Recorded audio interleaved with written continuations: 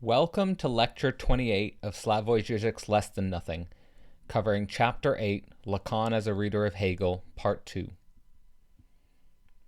If you're following along with the book, you'll find we're in section of Part 3, The Thing in Itself, Lacan.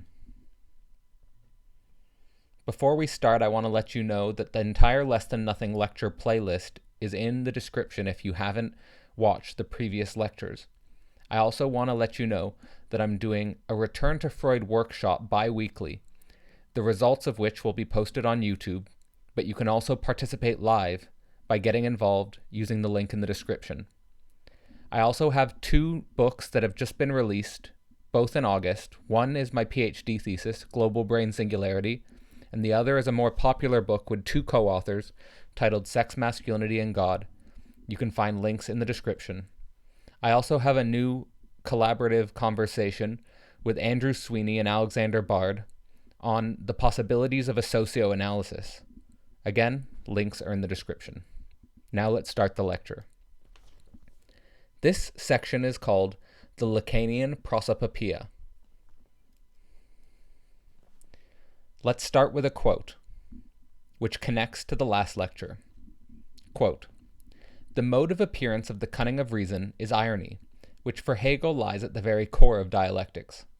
All dialectics lets hold that which should hold, treats it as if it fully holds, and, in this way, it lets it destroy itself, the general irony of the world." End quote. This is an important starting point for this lecture, because we are given a key to the dialectical relationship between our subjectivity and the world, that of unconscious attachment and letting go. Who has not structured their world around a strong attachment, as if it would persist forever, only to realize in tragedy that all things are in the end taken from us, leaving us with our bare void of subjectivity? This is key to our focus on Lacanian Prosopopoeia, because it is in this speech where we can be brought to the crushing reality of our own unconscious attachments, and be made to felt the bare nakedness of our signifying chain. Consider again the subject that holds tightly onto a conceptual universe structured by God and religion, or earth and nature, Americanism or nationalism, or even physics and science. For the religious subject, God is everything and is always with them. For the naturalist subject, the earth is everything and must be preserved indefinitely. For the nationalist subject, their country is everything and fully identified with. Or for the subject of science, the physical universe is all, with no exception. What all such structures fail to recognize is that it is in their very subjective disposition vis-a-vis a coherent other, which unites them in an illusion. This coherent other is what prevents direct contact with the void point of their own subjectivity, and thus keeps them aligned with an image outside of themselves, which will forever keep them from true and free speech with the other, forms of subjectivity. That is why Žižek's central thesis in Less Than Nothing is that there is no such big other. There is no big other that can guarantee meaning and coherence in this life and world. If one subjects oneself to a Socratic dialogue, or a psychoanalytic session, then one will easily find that any universe of guaranteed meaning is an illusion of one's own speech and reflects a certain matrix of identification with one's own social constellation. It is the crumbling of these worlds of coherent meaning which allows the subject to finally make contact with its own truth. Ultimately, whether in the philosophical tradition of Socrates or the psychoanalytic tradition of Freud, this truth is that one's own subjectivity is finite and mortal, that there is no image that can save one from the abyssal fate that we all face. Thus one can gain a type of singular meaning and build a process of coherencing and consistencing as opposed to a totality, which can make sense in the face of confrontation with death. We have the freedom to choose how we will die. Here, Žižek focuses on the method deployed by Socrates that can achieve such an effect. Quote, "With his method of questioning, Socrates merely pushes his opponent partner to make his abstract idea more concrete. What do you mean by justice, by happiness? And, in this way, lets him reveal the inconsistency of his position, and lets this position destroy itself. The method does not impose external standards onto an idea. It measures the idea by its own standards and lets it destroy itself through its own self-explication. The brilliance in this method lies in the opposite of the conventional approach of argumentation in discourse, where a subject tries to use argumentation to convince the other that his position is wrong or inconsistent. Socrates reveals inconsistency by simply provoking the other to more clearly and concretely explain their idea. In this making clear and concrete, the subject qua other reveals in their own speech that their idea is inconsistent, and loses faith in it by their own work or subjective effort. Before the procedure, one may, for example, believe that one is acting in relation to a totally coherent notion of happiness or justice or truth or goodness that pre-exists their own being, as in the conventional Platonic notions of the absolute. However, after the Socratic procedure, it is not that one falls into the abyssal nihilism where there is only death, but rather realizes that it as a historical subject is responsible for the emergent determination of happiness, justice, truth, and goodness, from its own self-positing and working as a historical entity facing extreme limitations. The subject in this mode is capable of embodying these notions despite the extreme limitation of death, and it is capable of making sense of these notions in and for itself. Here is a description of the effect of the Socratic method. Quote, "What this means is that the very presence of Socrates, his questioning attitude, transforms the speech of his partner into prosopopoeia. When the participants in a conversation are confronted with Socrates, their words all of a sudden start to sound like quotes and cliches, like borrowed voices. The participants are confronted with the abyss of what authorizes them in their own speech, and the moment they try to rely on the usual supports of authorization fails. It is as if an inaudible echo of irony adds itself to their speech, an echo which hollows out their words and their voice appears as borrowed and expropriated." End quote.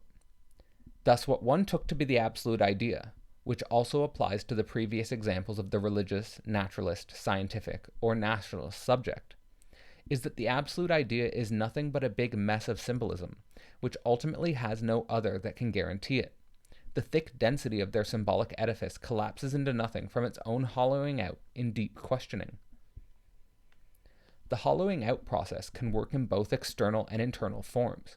For example, there can be forms of subjectivity that align their absolute idea to the height of civilization. Think here Plato's philosopher kings. But also there can be forms of subjectivity that align their absolute idea to the depths of their mind. Think here Jung's transcendental archetypes. Both forms for Žižek are misleading and ultimately need to be hollowed out for the subject to confront both its own void of subjectivity and also the void at the core of the historical social process. Now we can confront the genius of the method that gets instituted in psychoanalysis.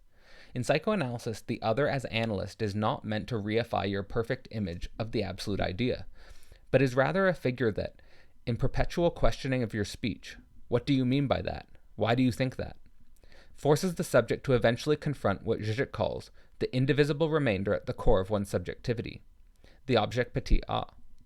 The object petit a is not a big other guaranteeing meaning, but rather the excess of symbolism itself which structures the subject's deepest desire to return to origin and the primal scene of its own emergence.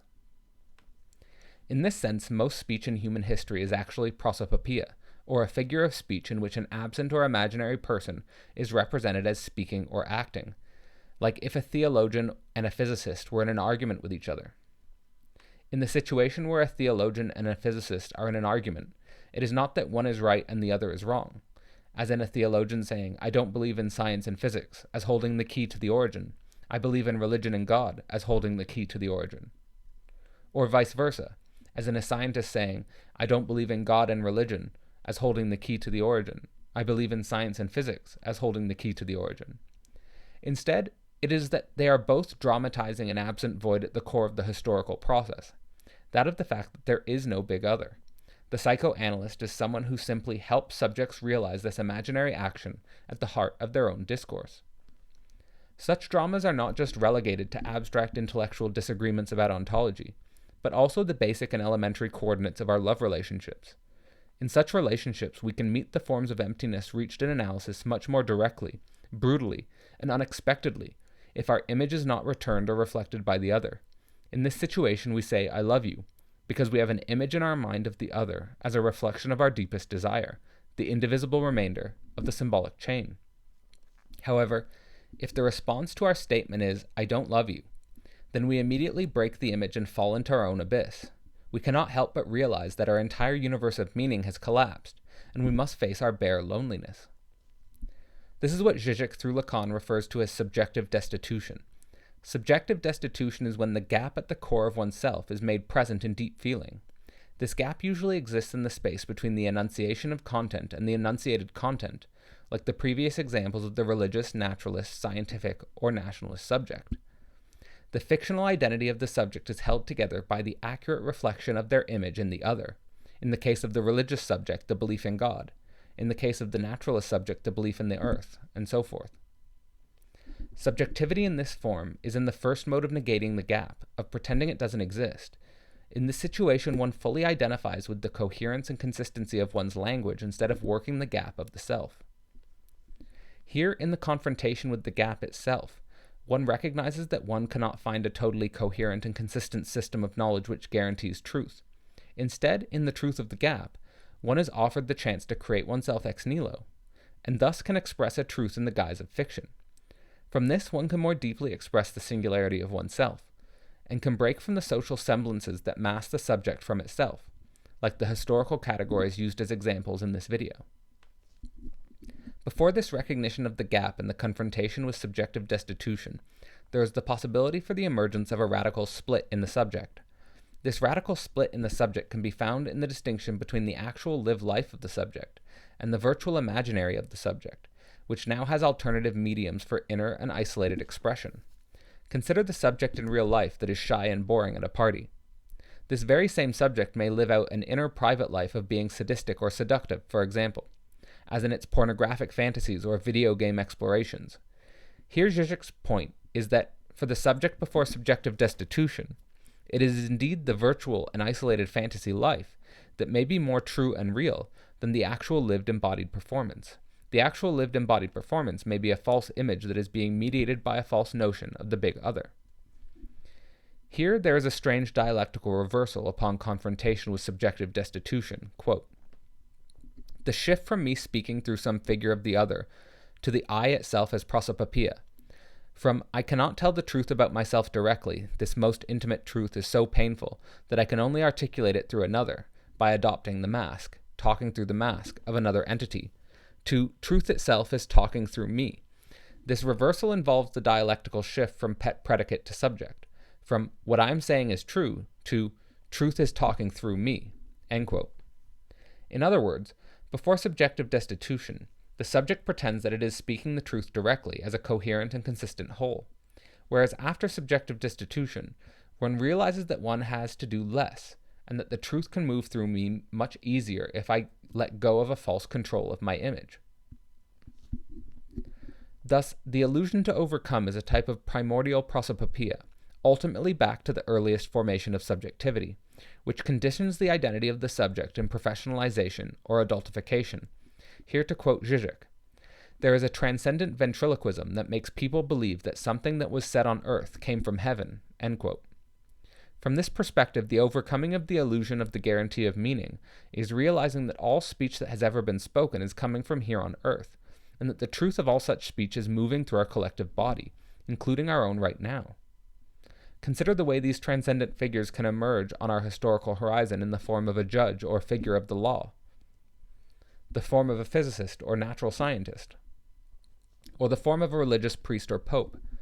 For Lacan and Žižek, these are the figures of the big other meant to guarantee meaning and truth, where there is in fact nothing to guarantee. To quote Žižek, this apparently absurd logic renders perfectly the functioning of the symbolic order in which the symbolic mask matters more than the direct reality of the individual who wears it. It involves the by now familiar structure of what Freud called fetishistic disavowal.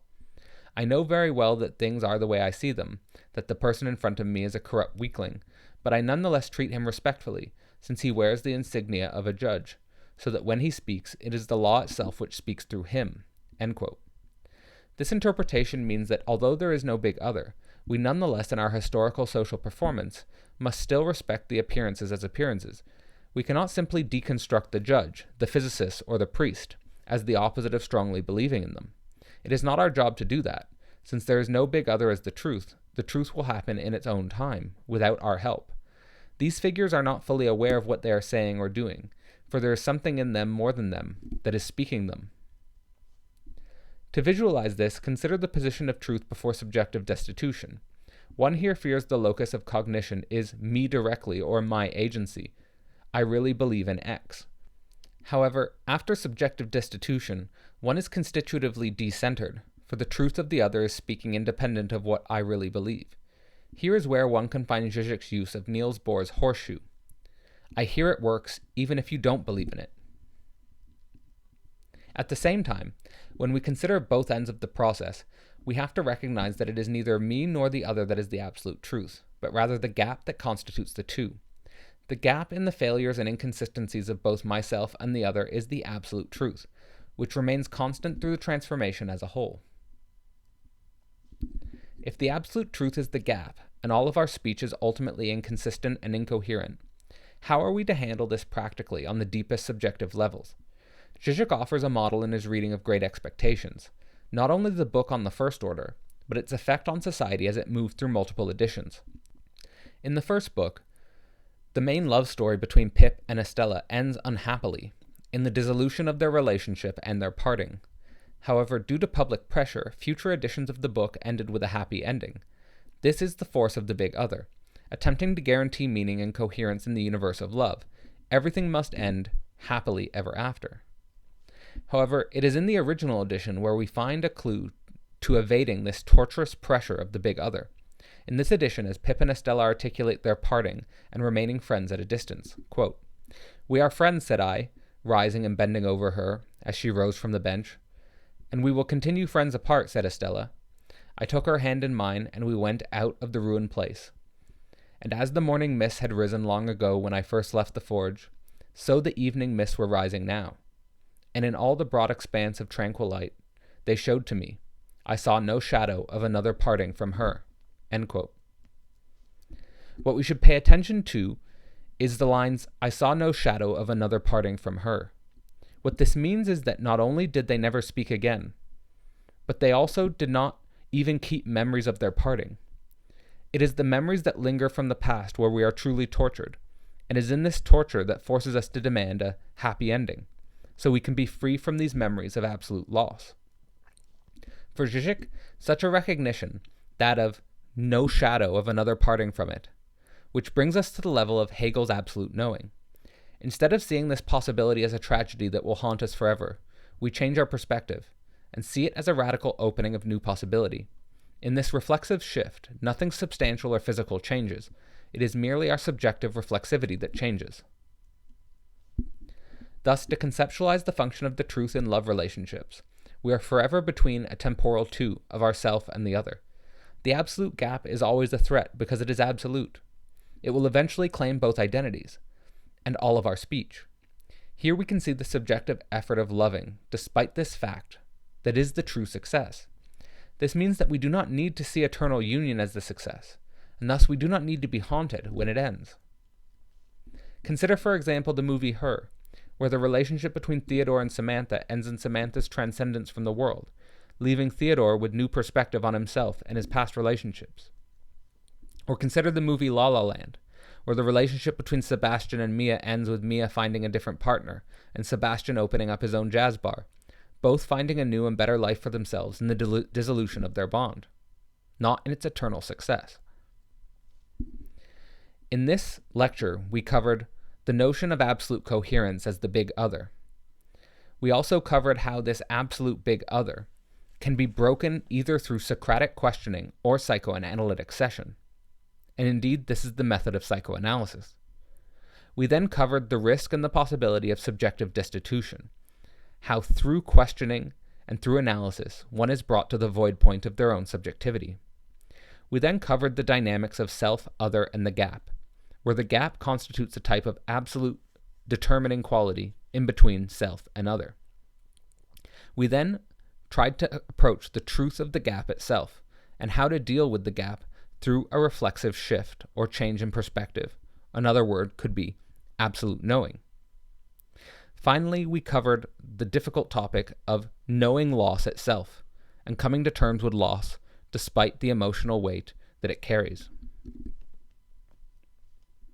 And that was the end of this lecture on Slavoj Žižek's Less Than Nothing, Chapter 8, Lacan as a Reader of Hegel, Part 2.